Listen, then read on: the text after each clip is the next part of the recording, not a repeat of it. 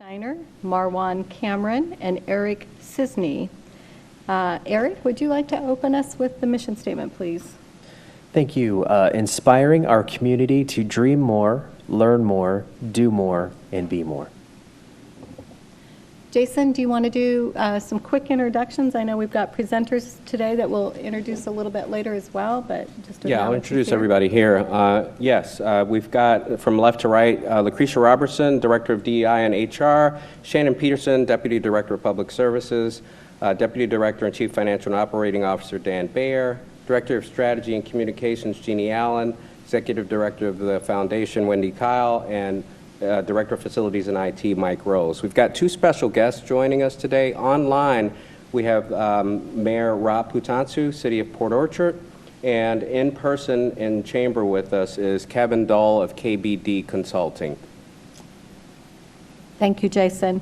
Are there any additions or changes to the agenda from board members? Okay, hearing none. We'll move along to public comment. We have a regular established time for public comment on our agenda, but we don't have any this evening, so we'll move to the matter of the consent agenda. All matters listed within the consent agenda are considered to be routine and will be enacted by one motion of the Board of Trustees with no separate discussion. If there is separate discussion on an item involved in the consent agenda, it may be removed by request and placed on the regular agenda by request. Are there any requests to remove an item from the consent agenda? No. So within the consent agenda, we have the minutes of the June 27th, 2023 regular board meeting, payment of the June 2023 bills, which include payroll and benefits and the blanket voucher bills. We also have the surplus library materials to be withdrawn from the collection for June, which accounts for 2,906 items. With that, I'll take a motion to approve the consent agenda. So moved. Thanks, Eric. And a second? Thanks, Gina. All in favor of approving the consent agenda, say aye. Aye. Good. That brings us to new business. And the first item on new business is we're going to hear a report from Wendy Kyle and Jason Driver about the Foundation's feasibility study for the new Port Orchard Library. So, Jason and Wendy? Yes, good evening. So I'm going to just let Wendy jump in and tell you more about what's happened with our Port Orchard feasibility study. And so Wendy's done a lot of work with the Barsons Group and the Foundation team to really get this study done, and she's going to present the results of the study, and I'm really happy with where we are. Wendy, go ahead. Thank you, Jason. So as Jason shared, the library has asked the Foundation earlier in the year, pretty early in this year, asked our Foundation to confirm if a $2 million capital campaign for Port Orchard was feasible. And so to that end, our board and the Foundation engaged the Barsness Group, and that happened in March. And they conducted a feasibility study to test donor interest in a $2 million campaign for a new library in Port Orchard. And these slides are available for your review, so I'm not going to go through every single point on the slides. So we did have really great news, as Jason somewhat alluded to. The study showed that there was capacity to move forward with a $2 million capital campaign. The study confirmed that the library is beloved and that the leaders are held in high regard, and that there is lots of excitement and support for a new library and for a campaign to support it.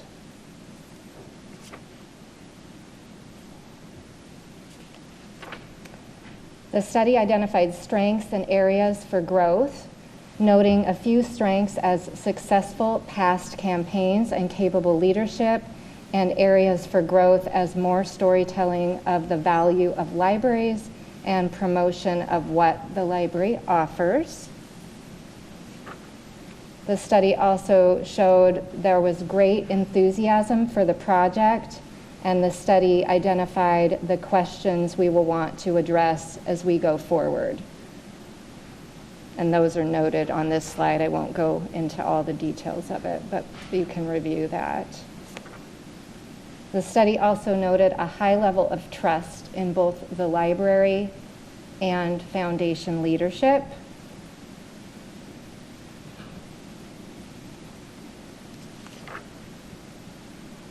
And that there was confidence that the foundation could raise the funds. It noted also some competing projects which could pose a challenge, but didn't change the recommendation of the Barsness Group.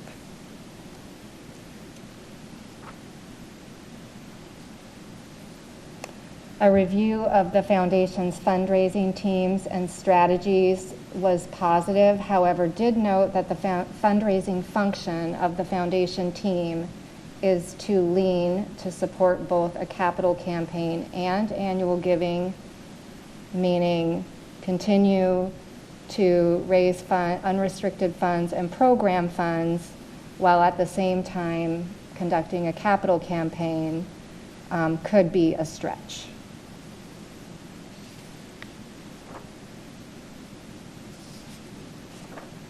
And lastly, the Barsness Group did recommend the foundation proceed with a $2 million capital campaign for Port Orchard and provided a proposed timeline. The foundation board met earlier this month and unanimously approved the plan outlined by the Barsness Group, and the team, Barsness Group and staff, actually had their first meeting today to begin planning. It's a very aggressive timeline. We have a goal to secure $1.2 million by March of 2024, and then would expect to complete the campaign by July of 2025. And there's all the details of activities and phases, timelines, etc. So I know I did go through that really fast, but do you have any questions for me? So Wendy, maybe, Eric, would you like to speak a little bit on behalf of the foundation board? Yeah, and I think that, the Barsness Group did such a wonderful job putting everything together, and I know that one of the things that I wanted as a board member of the foundation was it's very easy to look at a scenario like this where we're being tasked with raising money and kind of adding enough optimism to just believe that you can do it, but to take an approach that is measured and provides recommendations and is thorough in reaching out to prominent members of the community and collecting data and making decisions based on that data and recommendations based on that data was a really wonderful approach, and it gives even more confidence. And not only that, I think as a member of the task force, which Stephanie, you were also on, the enthusiasm was palpable. So all of that, all of the research that the Barsness Group did collectively with the energy that was in the room was an incredible experience. So everything was wonderful. The foundation board was excited. We've been talking about this for a while, and just making sure that there was that check to make sure that we weren't missing anything, I think was a sound approach. So I was very pleased with the process. Good, thank you. Are there other questions for Wendy on behalf of the board? I just have one. Hi, Wendy. Hi. I just wanted you to elaborate a little on that statement that the development function is too lean to support both campaign and annual giving. I'm not quite sure what that means. Does that mean you're not staffed enough? Is that what that means? Their recommendation was to add a fundraising position to the foundation team. Not specifically, their recommendation was more around adding a position that could support the annual giving and stewardship functions, kind of our ongoing activities that we need to do to keep meeting the objectives of the library, to support summer learning to the library, that type of thing. So that was their recommendation. So it was a staffing recommendation. I think the other thing, Gina, that was pointed out in the task force was different from when the staff have conducted campaigns before. That was their primary activity because they had not yet developed this systemized approach to annual giving and all of that work. But this is different because they need to maintain that level of ongoing work and support to meet the needs for programs in the library, as well as take on this additional, very focused work, which part of that is also that it's on such a fast timeline to raise that first 1.2 million. So Thank you. kudos to you. Any other questions for Wendy? Right. Jason, would you like to wrap her up? Yeah, I just really want to commend the foundation. As you know, and this really speaks to also your question, Gina, about adding capacity to the foundation. This foundation previously had come out of a fundraising campaign for the new library in Silverdale, and with basically 2.5 employees, was able to raise almost $5 million over a course of a number of years. And although this is a lesser amount, it's in a shorter amount of time that we have to have sort of that initial piece of it. And so we're on a pretty fast track timeline. But I think, one of the things that Barson's group took into account is the fact that the foundation is tasked with supporting the library, and that's its, principal task is to support the library and its programmatic elements, especially summer learning to the library and the like, and supplies and what have you. However, it's important to recognize that the foundation is well equipped to do this work. We'll be figuring out how we can equip the foundation to continue its fundraising efforts to not only support library programs, but capital. We will have capital interests in the future, and we will have capital needs in the future. We have some aging buildings. The foundation will be tasked to help out with that. So we are really looking long-term at the foundation's capacity. But insofar as the Port Orchard project is concerned, we're ready to go. We're excited about the recommendations of the Barson's group. Lots of, again, without sounding too repetitive, I'm excited that we have such support in the South Kitsap, and Mayor Rob Putansu will speak a little bit about that in the next segment. And we're really proud of the work that the foundation's done thus far, and we're ready to, this thing has already kicked off, so stay tuned for more, and thank you. Thanks, Wendy and Jason. With that, Jason, do you want to just lead into the next item on the agenda regarding the event center? Absolutely. So the Mayor Rob Putansu has been before this particular board before. Maybe not all of you were Board of Trustees members before, but Mayor Putansu has, I'm happy to report that the library and the City of Port Orchard wish to enter an agreement for the construction and use of this groundbreaking community event center and library in Port Orchard. And so we've worked tirelessly over probably, the last 12 months to craft an agreement that will house the library inside the community event center for at least the next 40 years once it's actually constructed. So the facility will be a draw not only for the residents of South Kitsap, but hopefully for the larger county. So I want to recognize the work of my predecessor, Jill Jean, who was involved in the very early work to lay the foundation for this agreement to be possible. So I want to be on record to give Ms. Jean the credit for the initial work, and lots of other staff that some of which I'll recognize here. I also want to recognize the work of Kathleen Wilson, regional manager of Port Orchard, Manchester, who has worked tirelessly on the Imagine Port Orchard campaign to build awareness and support for the Port Orchard's Community Event Center and Library. So really at this time, I'd like to invite Mayor Rob Putansu back to the Board of Trustees to update you not only on our agreement, but our plans for this Port Orchard Community Event Center, and I will then ask the Board of Trustees, after any questions, to grant permission for the library to enter into this agreement for financing and operation of the new Port Orchard Library, which will be, if all goes well, and Mayor Rob will tell you about the brief timeline, we're set to break ground in 2026 and hopefully to open in 2028. So Mayor Rob, welcome to the Board of Trustees and to library leadership. Thank you, Jason. It's a pleasure to be here this evening. I wish I could have been there in person. That's always better, but I'm about to head to our city council meeting where they are going to also take action this evening, at least I hope so, on the same agreement. We've been working for years on the master plan for downtown Port Orchard. We've got $160 million, more than $160 million worth of capital in play in downtown Port Orchard, from infrastructure to a marina breakwater to Kitsap Bank's new corporate headquarters, and this fabulous new community center that will house the library and an event space for our community. It's largely funded. 66% of this project will be funded by the Public Facilities District, with the Library District and the city being responsible for only 34% of this project.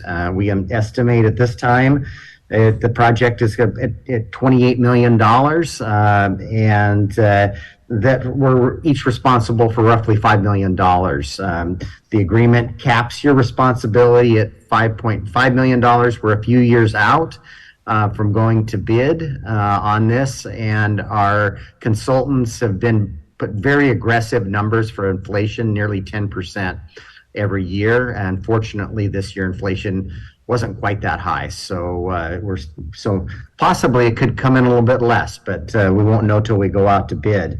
The library will be on the ground floor. There's event and meeting space upstairs that will be shared by my constituents, and your patrons are one and the same.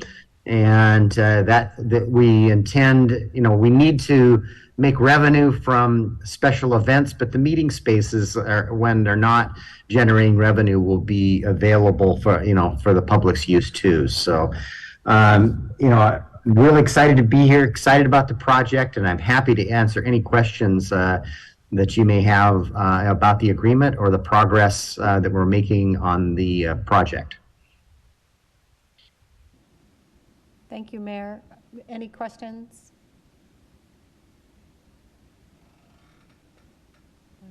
I should just say, for those watching, we've received lots, lots of really great material in support of this project, much of it that was created for the city presentation too as well. So Jason, so I understand that the task at hand for us this evening is to consider permission, to give Jason permission to enter into a financial agreement. I think what's important for us to know at this point is, unlike some other past agreements that we've entered into around shared partnerships of library space, is that there's been a lot of work on the ground over the course of a lot of weeks and months to put together an agreement that is really spelled out in terms of what the agreement is, but moreover caps the library's commitment at this 5.5 million hard stop. So essentially, that is what we're advancing, is the willingness to enter into an agreement that has this hard stop in it, in which to build this library. So with that, I will take a motion. I would like to move that we give permission for Jason to move ahead. I know he's spent a lot of time working on this really hard. He's over the months that I've been on the board, I know he's mentioned several times that he was working on it. So anyway, I'd move that we let Jason go ahead and approve it. Thank you. Is there a second to Eric's motion? A second. Marwan, are there any further questions or discussions related to the motion being considered? Hearing none, we'll go ahead and vote on that motion. All in favor, say aye. Aye. So motion carries. Thank you very much, and hope your conversation is as smooth as this one was, Mayor, as you go forward. Thank you. I appreciate your time this evening, and I'm going to take off to our meeting. Thank you. Thank you, Mayor Ropp. Yeah, and I also want to thank the members of the Board of Trustees. It was a lot of material that was put together and really supported consideration of that, so thank you. Lastly, if I could, just a couple more words. I really want to thank the leadership team, too, who has been of counsel to me since I've gotten here regarding this project. I want to specifically acknowledge our Director of Strategy and Communications, Jeannie Allen, who had some history on this project, and also Dan Baer, who was also responsible for helping negotiate this particular contract. So I don't want to be remiss if I didn't acknowledge those two, and Mike, really all of the leadership. So I could call each by name, but Director of Facilities, who's also had some input, and our Deputy Director of Public Services. So it's a team effort, obviously, but just want to acknowledge those folks for playing a part in helping to get this agreement done, because without their previous work and knowledge of this particular project, I wouldn't know where to start, and certainly that was the case when I got here. I was drinking out of a couple fire hoses and getting a lot of information, so really want to acknowledge the work of this leadership team. So thank you. Yeah, thank you.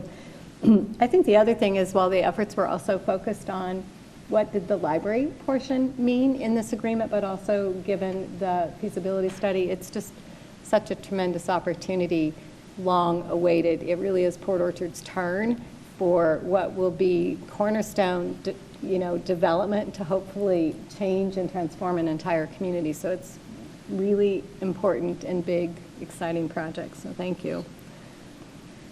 With that, we will move to presentations, reports, and briefings. Jason, you have another introduction. I do. Not to leave out Mr. Dull. The background on this is, so early in the year, I engaged Kevin Dull of KBD Consulting to complete an analysis of HR, the HR function and how it serves its customers. So as you are aware, my interest is in improving the overall operations of the library, every aspect of operations, but as I've stated in previous board meetings, and I'll keep stating it, HR is cornerstone to everything we do here. While we have promoted the very excellent Lucretia Robertson from Director of DEI to Director of DEI and HR, it was really imperative that she has all the tools and resources and assessments to be able to operate. We trust her counsel and her leadership. She's excellent at what she does.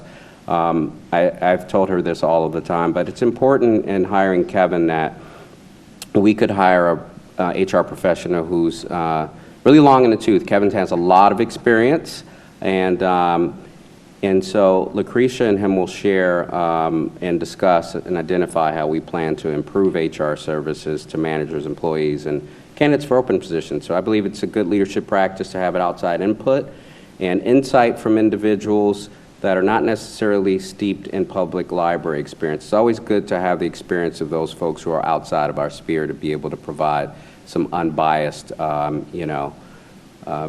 opinions about, and professional opinions too, about what we're doing. And so the external review and assessment provided by Kevin has been helpful because of his 20-plus years of HR leadership. I did tell you he was long in the tooth, didn't I?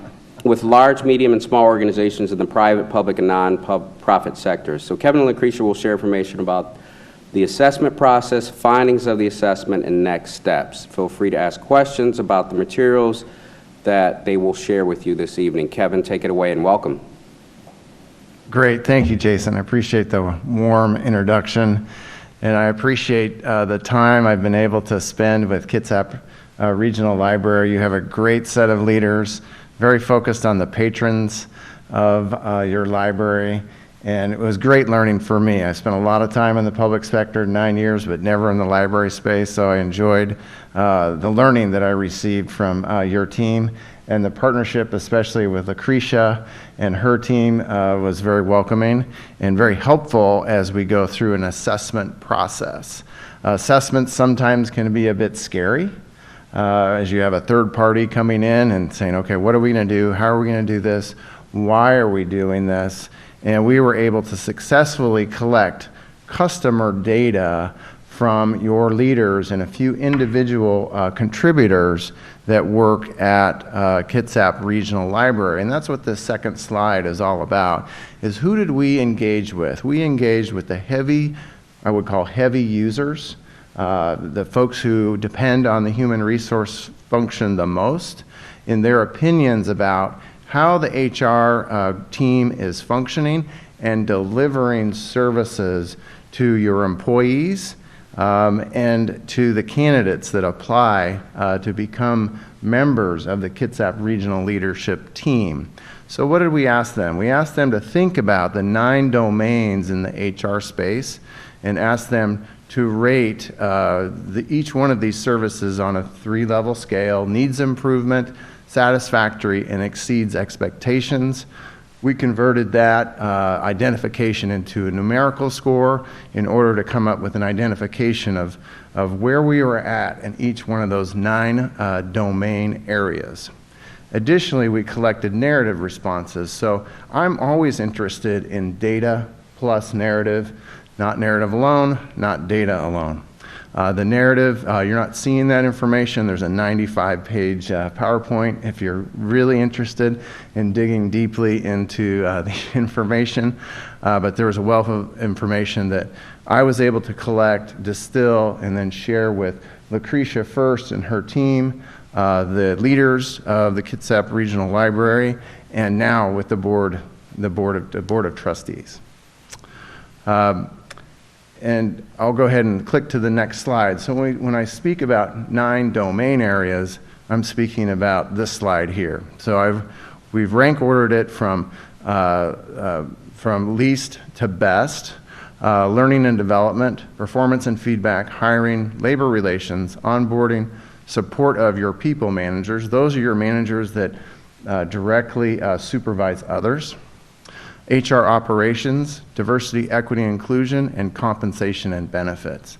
So as you see the table here, we've identified where we've got the most opportunity and the least opportunity to improve, again, on that needs improvement, satisfactory, and exceeds expectations ranking system.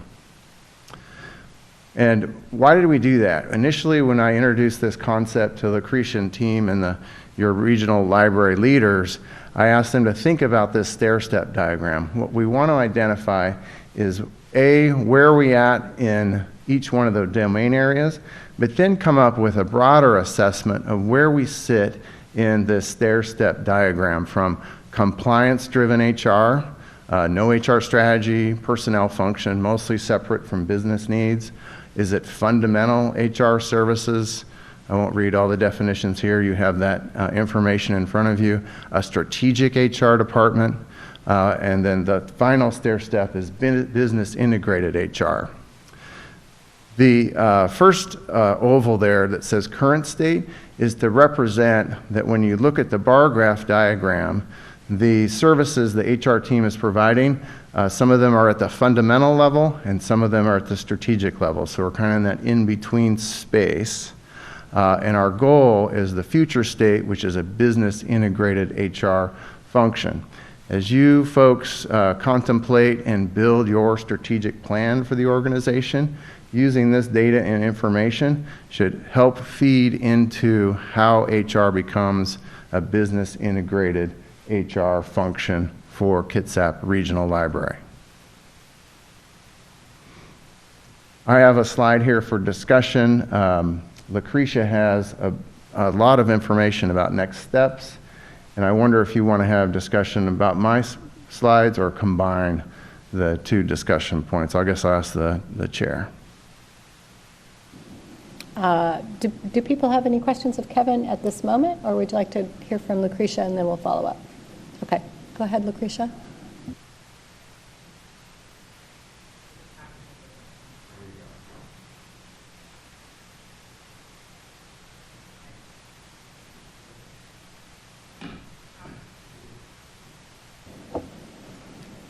One, two.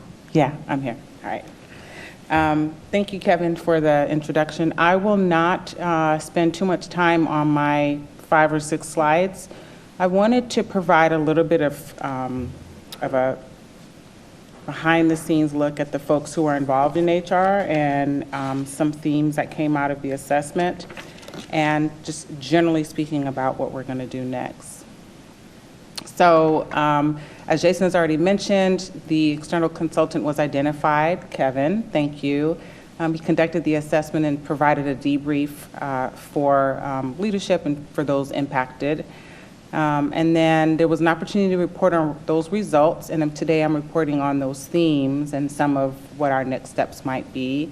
And then just to share with this group that there are plans to develop a long-range plan. So Kevin talked about business integration. Jason is often talking about a strategic plan and how all of that aligns. I mean, I even think about the foundation. So how does all of that align to a bigger plan?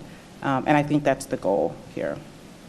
So really quickly, I wanted to share that behind the scenes are the folks who are doing this work. These are a list of the operational administrative responsibilities for the HR team. It is not a short list, and I worked really hard to make it relatively short. But there are a variety of things that we are either asked to do or required to do by law or have kind of historically taken on as part of our responsibility and our role in the organization. But you can see it's pretty comprehensive, and each item on the list also captures, to some extent, the breadth of knowledge, experience, and skill that's required by folks who are working in HR. I may be talking too fast. Hopefully you can see this. I didn't think about how big it would show up on the screen. So when we took the assessment, 90-something pages later, there's really a theme there that we're seeing in the responses and in some of the ratings. There are also some sub-themes. I won't really go into much of those, but I wanted to share the top 3 that stood out to us as a team. So the first one is really about communication. It's about creating communication pathways that are 2 ways, not only from HR to staff, but for staff to HR, from HR to leadership, that way, right? So reinforcing those pathways so that folks have what they need, they feel comfortable with what they have, they feel comfortable asking questions so that supervisors are more efficient in their work, so that leaders, those folks here in the room, know how best to support staff. So it's everything from, how might you be impacted by a change to here are the benefits that are available to you and how you might take advantage of them.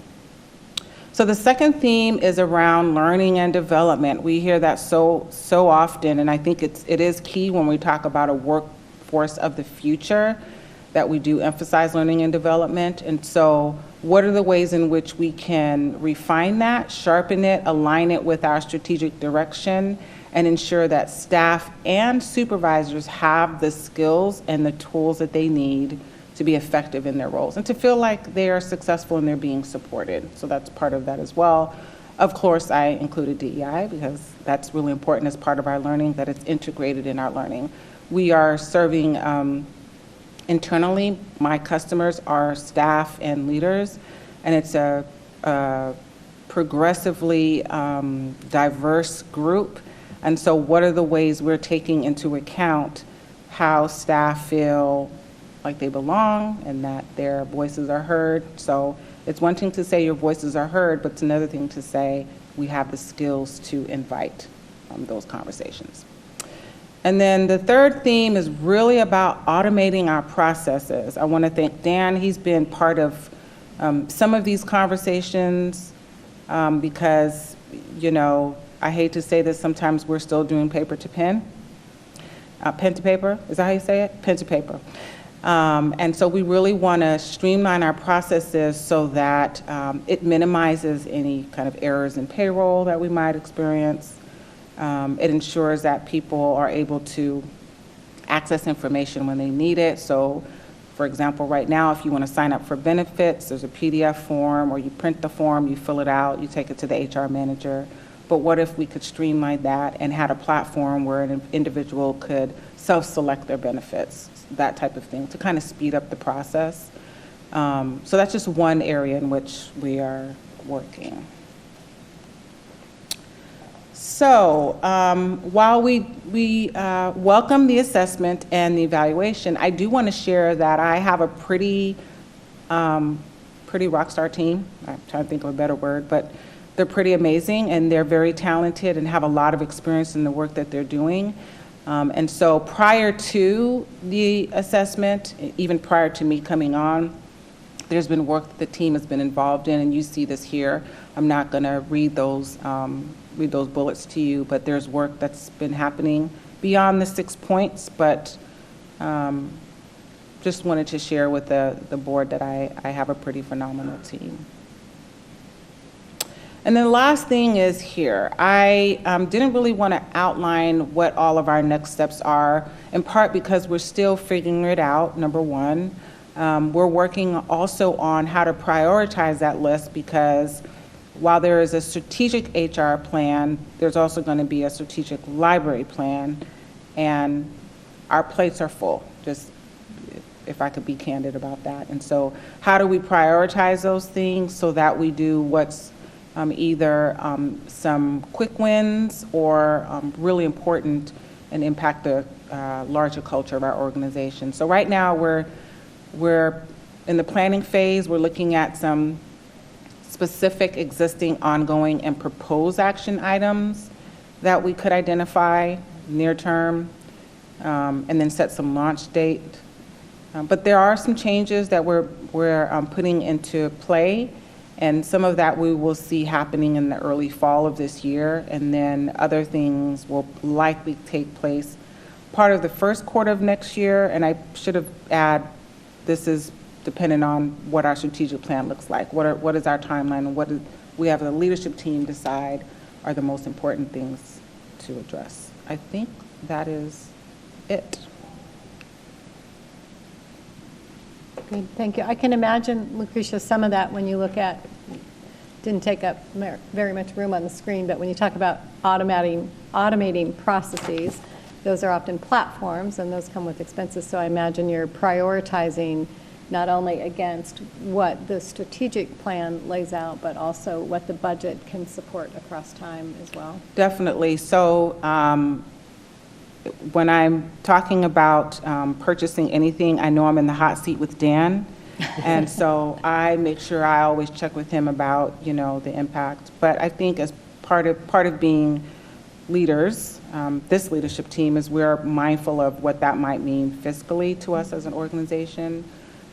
So while we're doing the research and we're looking at what's out there, we're also talking about what could we kind of piecemeal, like what could we start with and then add as we go forward? What's a priority? So those are the things that we're currently talking about. Anybody else have questions or comments? Yeah, thank you. I had two questions. One is for Kevin. There was the rank score of 1 through 3, and 2 was satisfactory, and satisfactory always means different things, depending on kind of what the scale is, right? Satisfactory sometimes actually means satisfactory. Satisfactory sometimes means it just wasn't great. Wondering what satisfactory meant. Did satisfactory truly mean everything is good, or did it mean that, exceeds was really what was like everything was great, nothing to do here, but satisfactory actually means need improvement? What does satisfactory actually mean? Because everything was around the 2, right? That's correct. So it was a satisfactory is a 2 score. So what we did is we asked our customers their opinions about the services that the HR team was providing in those 9 domain areas. And if it was satisfactory to that customer, that means they were getting all the things that they needed from the HR function as it related to that particular domain. Got it. Okay. Thank you. And then Lucretia, thank you for the background and the assessment. I know we did some learning last year, and I'm wondering what if there were some specific learning requests. You had mentioned you were already doing some learning exercises for learning opportunities for supervisors. I'm wondering if there was anything specific that was sought out. So this year, we started out with focusing on compliance-related areas for the supervisors. We've moved into communication, so I think we just had a Communicate to Connect training for the supervisors. And I think the leadership team has identified that as one area that is really critical for leaders to capture. And then we just recently had training on mitigating bias in the hiring process, because hiring managers and supervisors are involved and will be increasingly involved in the selection process for new hires. And then our next probably biggest, and then also we've done bystander intervention, so that was important for staff to have as well. Yeah. and leaders to have as well. Their role in intervening when they see, I don't want to say unsafe, but situations that do not align with the library's values. Yep.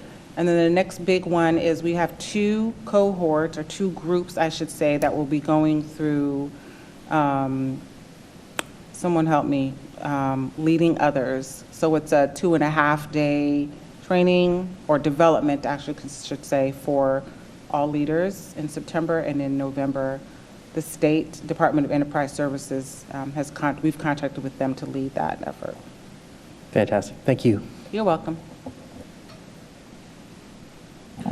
I appreciate the work that went into this. Lucretia, I had a question for you. As you embarked on this, did the results, match your expectations? Were there some surprises in there? Not surprised. Yeah. I'm not surprised for several reasons. One, I think I would say from a leadership perspective, and I'm sure most leaders will agree, you're going to get feedback that says you're not meeting my needs. So that part didn't surprise me. I'm also not surprised because internally we had been talking about some of these things. So internally to HR and internally to the leadership team, we've been talking about there are definitely opportunities for improvement. I'm probably surprised at some of the answers around why things were not to someone's satisfaction. But either way, I don't know that I was really thrown by the feedback. Yeah.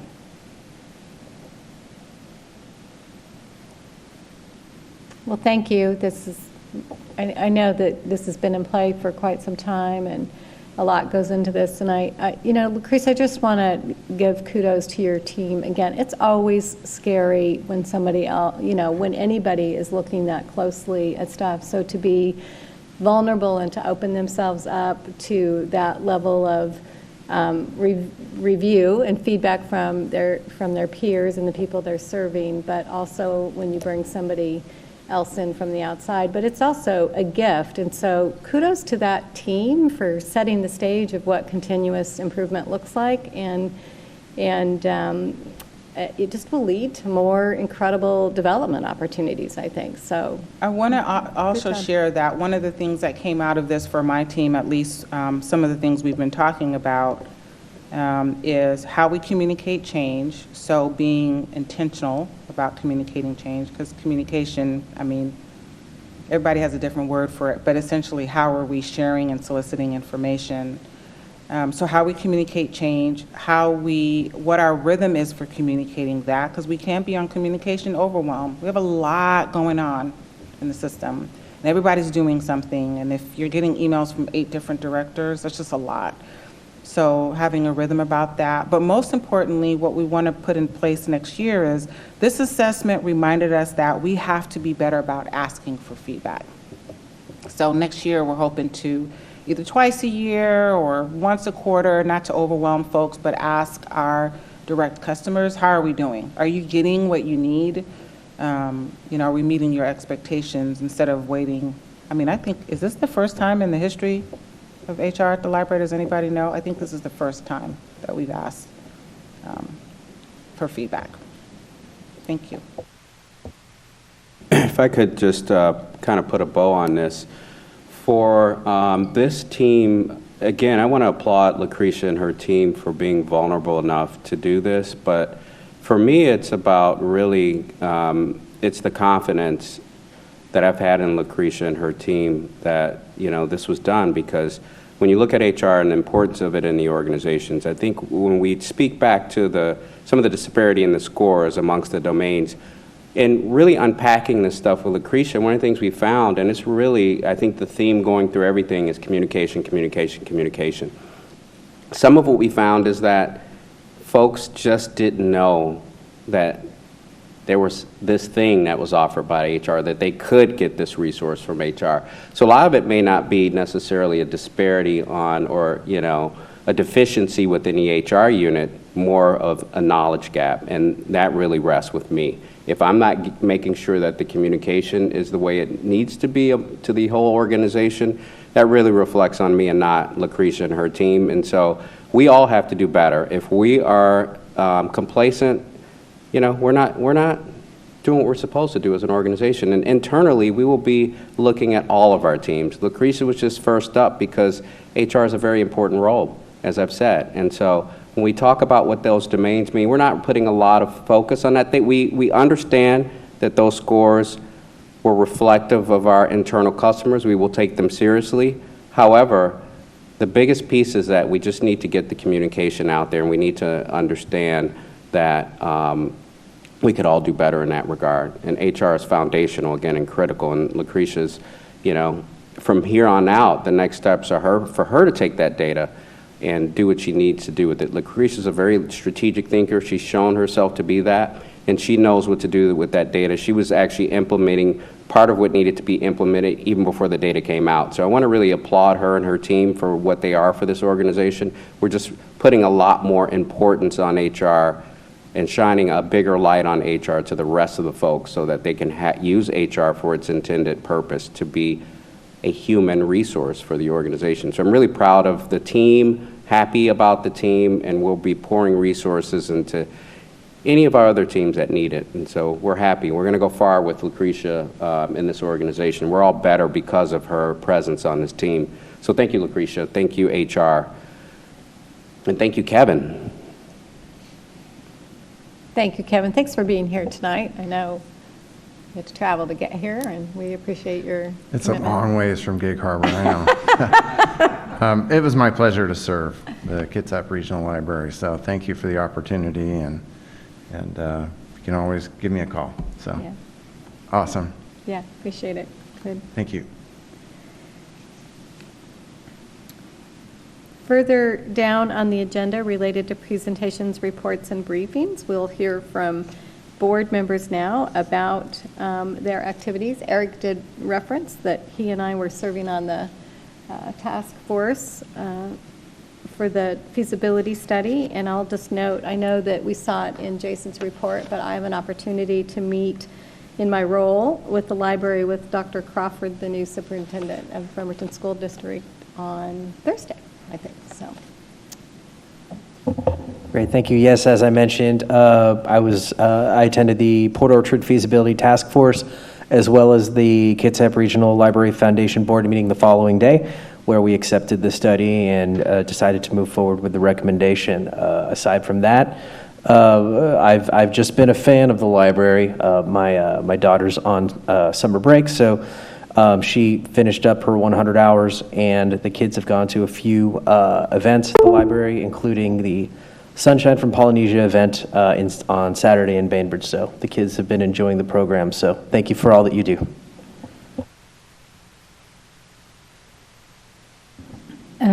I don't have anything to report. I just want to thank everybody for being really kind and gentle with me this last month. Thank you. Three things. The first one is I just really want to acknowledge the customer service of the library. Saturday, my daughter and I went into the Sylvan branch. We need to make some copies, and the customer service is just consistent all the way through the libraries. So the three libraries I typically frequent are the Silverdale Library, Sylvan, and then MLK downtown. And so we go in there, we make the copies. And what is also notable was the librarian or the staff person didn't know exactly how to use the copier in the way that we needed, and so went to get help. And the customer service to that individual was also very friendly and engaging. And so they got the job done. It was great. We were in, we were out. And so that was just an awesome experience. And I miss the Sylvan Library because I used to live over that way. So ML King is now my branch. One big thing is, if the board hasn't heard about it, there have been a lot of talks at City Council and through different members of the community about our unhoused on ML King. And with the library being closed for renovations, those that do frequent the library no longer have access to a restroom. And no one in ML King has access to a restroom. And so I just want to bring to the board that these conversations are happening in City Council, and if you haven't heard about it yet, there may be someone to approach, whether it's city council, the mayor, or just other citizens here in the community about that. And then lastly, got to attend Pride with my family, and the library had a super prominent presence there at Pride, so that was a really fun event for me and my daughter. I enjoyed seeing the leadership there. I've got a new library card again. First I had a Juneteenth library card, now I've got a Pride library card, so I'm kind of burning through resources, but that was just a really good time. And so it was great to see just a prominent presence for the library there.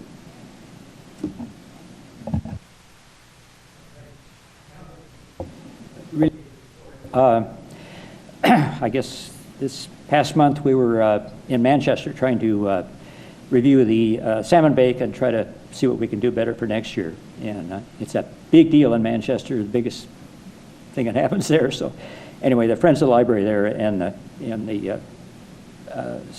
library staff are trying to see what we can do to help next year. Big event. Thank you. Prior to this regular meeting, we had our standing finance committee, so I'll ask Eric to report out. Thank you. Well, we discussed Port Orchard, which we ultimately discussed in an earlier agenda item.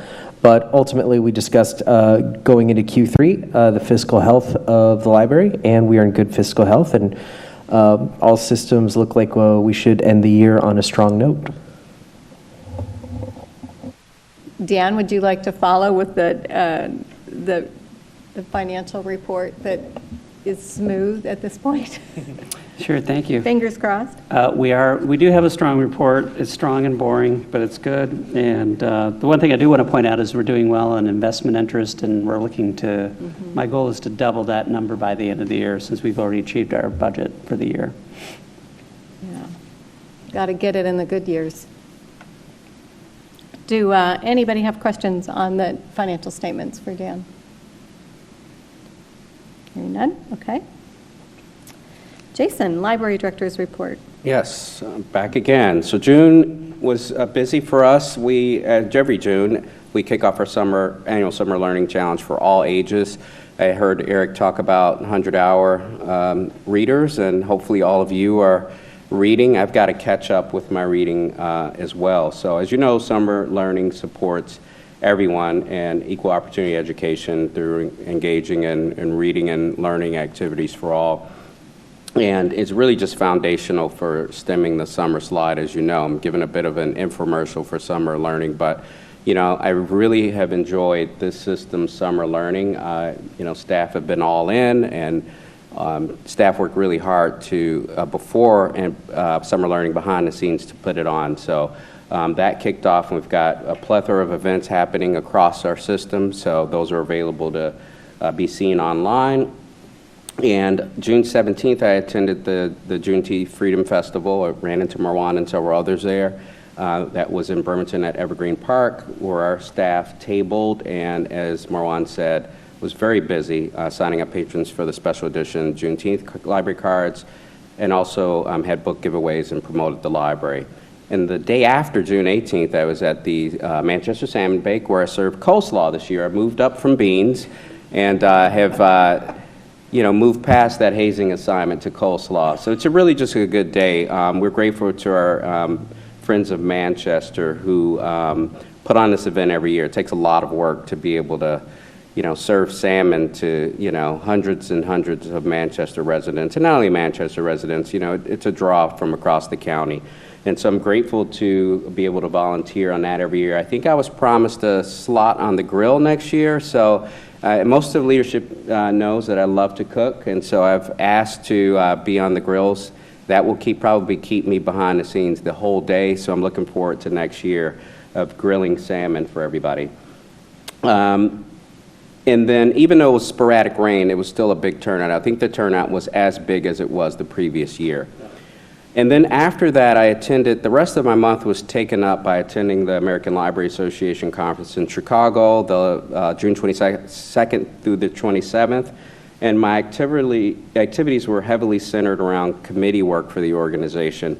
But I want to recognize the work of our very own communications team, which won an award at this American Library Association. So the PR Exchange Award recognizes excellence and for the best public relations materials produced by libraries in the previous year. And so our system was recognized for its promotional materials for the grand opening of the Silverdale Library and Manchester reopening. So I want to congratulate Jeannie, Allen, and the communications team for that very well-deserved award.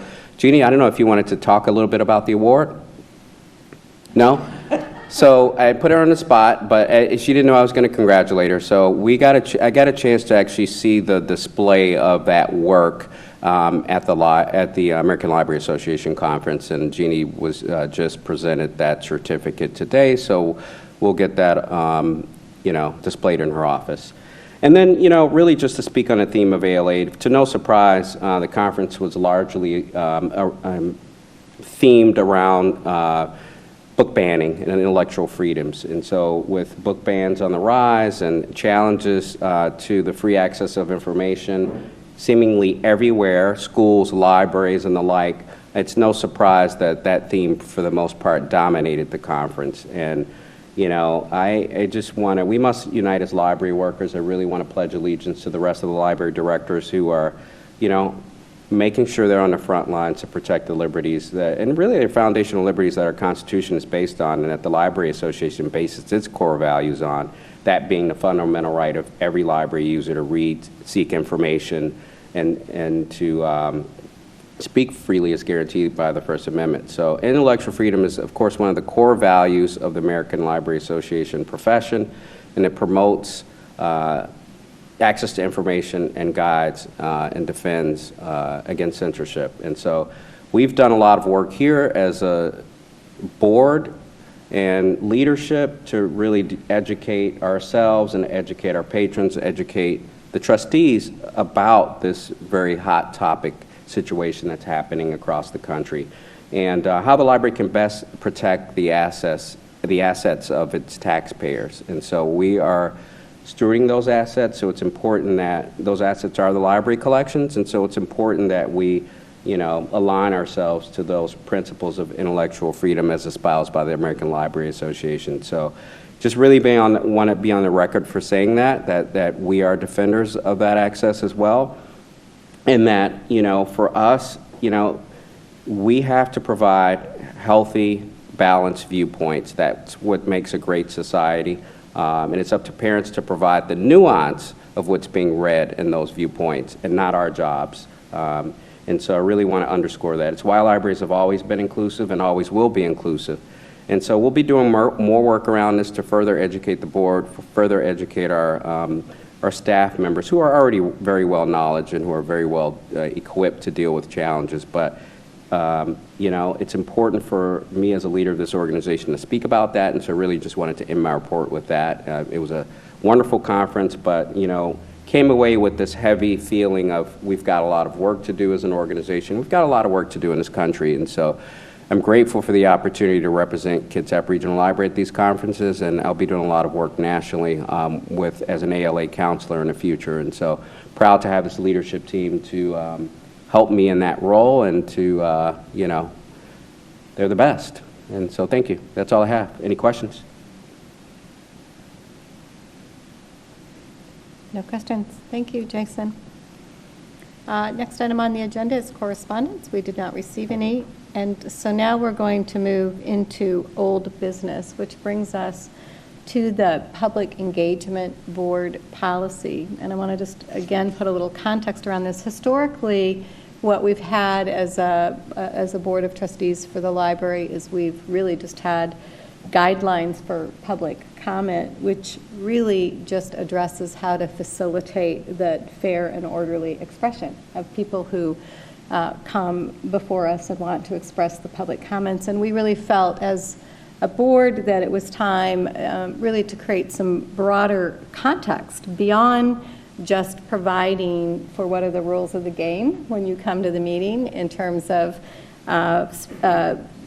having your comments heard. So we wanted a statement of policy that really, A, expressed the board's commitment, sincere commitment to public engagement, because it's so very important that we, again, create a welcoming environment to encourage people. We actually have 2 people who joined our meeting this evening. They're not making public comments, but we're thrilled to have them here. But to encourage people to join us in this very large room. I know people do join us online.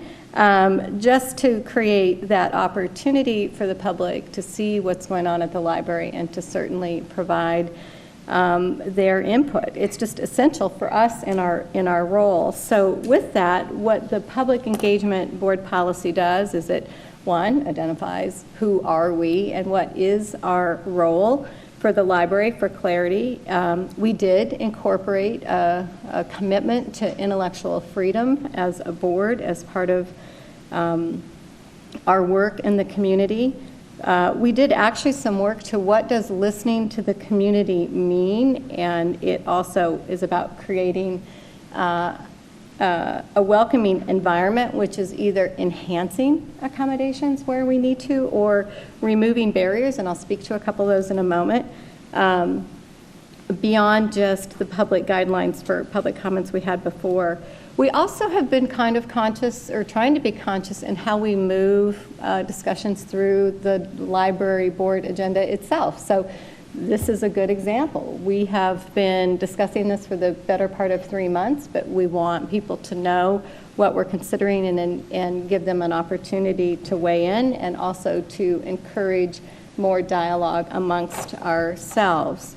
It is our commitment that we will routinely provide a period of public comment for our regular meetings, and that we expanded, really with some help from the staff, expanded what our access accommodations will be, inclusive clarifying the opportunity for translation or interpretation for our patrons who are non-English speakers, or that's not their first language, and as well as what might it mean to enable persons with disabilities to come to our board meetings.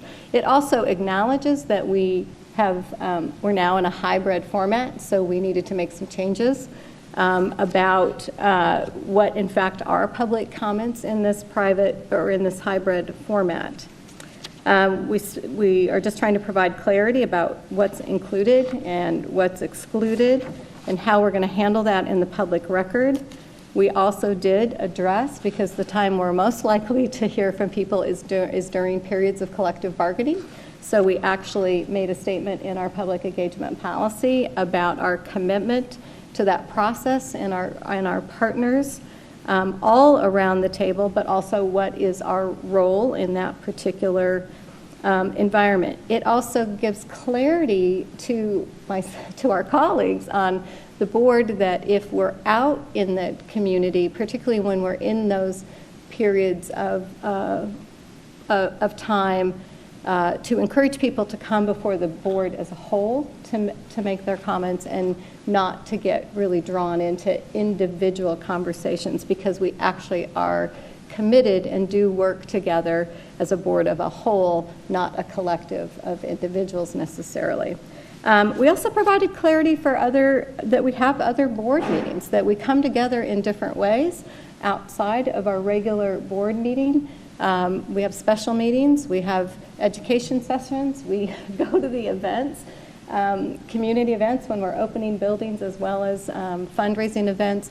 And sometimes there's been some concern about, well, if more than 2 of us are in one place, what does that mean? So we've clarified that more than 2 of us can show up in places, and we understand what our commitment is to being transparent, and when something stays in the public meeting, and when we're really just showing up as ambassadors for the library as well. So that is kind of the broad stroke of the policy itself, and then we aligned guidelines. The intent of the policy is to provide the context, and then guidelines carry more of the specific detail, because they're a little bit easier to change on the fly in terms of what are the specific phone numbers or people to call, et cetera. So our recommended action this evening, when we get there, will be to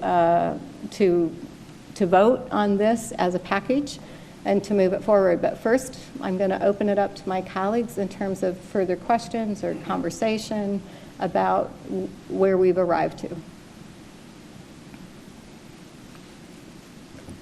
I just want to say thank you. I know this was a long process, and we were very engaged and committed to it, and it's nice to see the finished product, so I'm looking forward to taking action on it. Are there no feedback? Okay. With that, I will welcome a motion to approve the Public Engagement Board policy and its related guidelines for public comment. I would move that we approve it. Motion to approve. Thanks, Eric. Is there a second?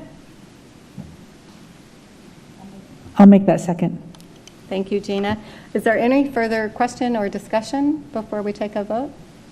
Hearing none? Okay. All in favor of approving the public engagement policy, board policy, and the related guidelines for public comment, please say aye. Aye. Thank you very much. This is good.